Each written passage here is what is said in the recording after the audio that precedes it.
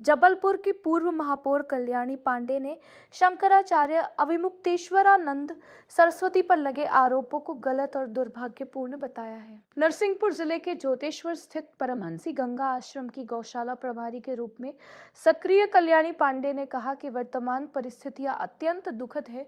उन्होंने बताया कि वे पिछले 40 वर्षों से आश्रम की परंपराओं से जुड़ी हुई है और ब्रह्मलीन स्वरूपानंद सरस्वती की दीक्षित शिष्या रही है। वर्तमान में वे आश्रम की गौशाला में लगभग 550 गौ माताओं की सेवा कर रही है। कल्याणी पांडे ने शंकराचार्य अविमुक्तेश्वरानंद सरस्वती का समर्थन करते हुए उन्हें अपना गुरु भाई बताया और कहा कि उनके विरुद्ध लगाए गए आरोपों की निष्पक्ष जांच होनी चाहिए। नरसिंहपुर संवाददाता मुकेश राय की रिपोर्ट। लगातार कई सालों से आपने अविमुक्तेश्वरानंद जी के साथ रहे हैं, उनकी दीक्षा भी देखी है, उसके पहले भी एक गुरु भाई के संबंध में आपका क्या कहेंगे? हाँ, देखिए, तो अभी बहुत ही दुर्भाग्यपूर्ण स्थिति हम सभी लोगों के सामने उपस्थित हुई है और बहुत दुखद है। स्वामी अविमुक्तेश्वरानंद जी जो वर्तमान में ज्योतिषपीठ के शंकराचार्य, मैं उनको अभी से नहीं, मैं लगभग 40 सालों से ज़्यादा समय से जान रही हूँ, क्योंकि हम लोग बहुत बचपन से पूज्य अपने ब्रह्मलीन जगत गुरु जी से जुड़े हुए हैं और इससे हमने दीक्षा भी ली है। तो आदरणीय हमारे जो श्रद्धेय शंकराचार्य जी महाराज हैं, उनके बारे में इतना जानते हैं कि अभी जो उनकी पर तथहीन निराधार आरोप लगाए जा रहे हैं बेबुनियाद, वो हम स्पष्ट रूप से कहना चाहते हैं कि बिल्कुल गलत है और अन्यायपूर्ण है। और देखिए, अभी आपने देखा होगा कि माघ के मेले में मौनी अमावस्या के दिन उनको गंगा में स्नान जाने से रोका गया, जिसकी प्रतिक्रिया हुई और उन्होंने इस बात को बोला कि उत्तर प्रदेश सरकार के सामने ये बात रखी कि भाई हमको सम्मानपूर्वक स्नान करने दिया जाए, तो वो सरकार ने वहाँ पर ध्यान नहीं दिया। और दूसरी बात ये है कि लगातार वो गौ सेवा का काम कर रहे हैं। अभी जो वर्तमान में हमारे परमहंसी गंगा आश्रम में जो गौशाला चल रही संचालित हो रही है, वो गौशाला के अध्यक्ष भी हैं और संरक्षक भी हैं, और उनके हिस्से ये गौशाला संचालित हो रही है।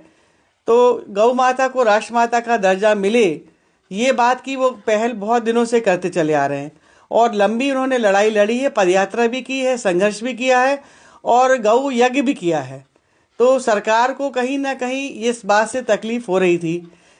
हम ज़्यादा गहराई में राजनीतिक पार्टियों के नहीं जाना चाहते, लेकिन इतना जानते हैं कि भारतवर्ष जो है, वो हमारा देश जो है, गाय से, गंगा से, राम से जाना जाता है। तो निश्चित रूप से जितने हमारे सनातन धर्मी हैं और नई भी जो है, वो कोई नहीं चाहता कि गाय का अस्तित्व समाप्त हो। तो गौ होता है बंद होना चाहिए, गाय को राष्ट्रीय माता का दर्जा मिलना चाहिए। इसमें किसी को क्या आपत्ति होना चाहिए?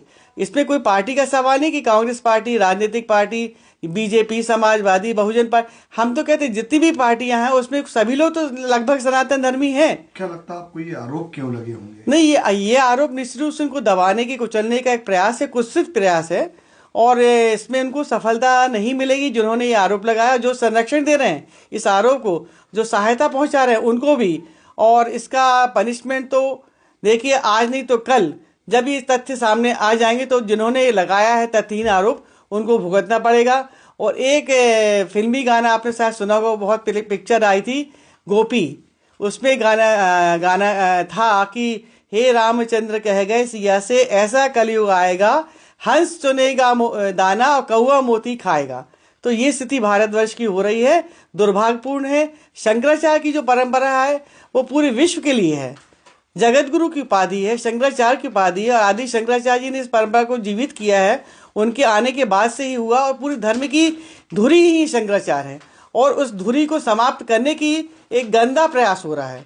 कुछ लोग ये चाहते हैं कि हम शासन भी करें और धर्म भी चलाएं, ये दो चीज़ एक साथ नहीं चल सकती। और ये बहुत ही ज़्यादा मुखर हैं और बहुत ज़्यादा, हम कहना चाहिए, क्रांतिकारी वाले सन्यासी हैं। तो इनकी आवाज़ को कुचलने का, दबाने का पूरा प्रयास सरकार के द्वारा, या सरकार नहीं भी तो उनके पीछे जो लोग लगे हैं उनके द्वारा किया जा रहा है, जिसकी सर्वथा हम लोग निंदा करते हैं और इसको अनुचित मानते हैं।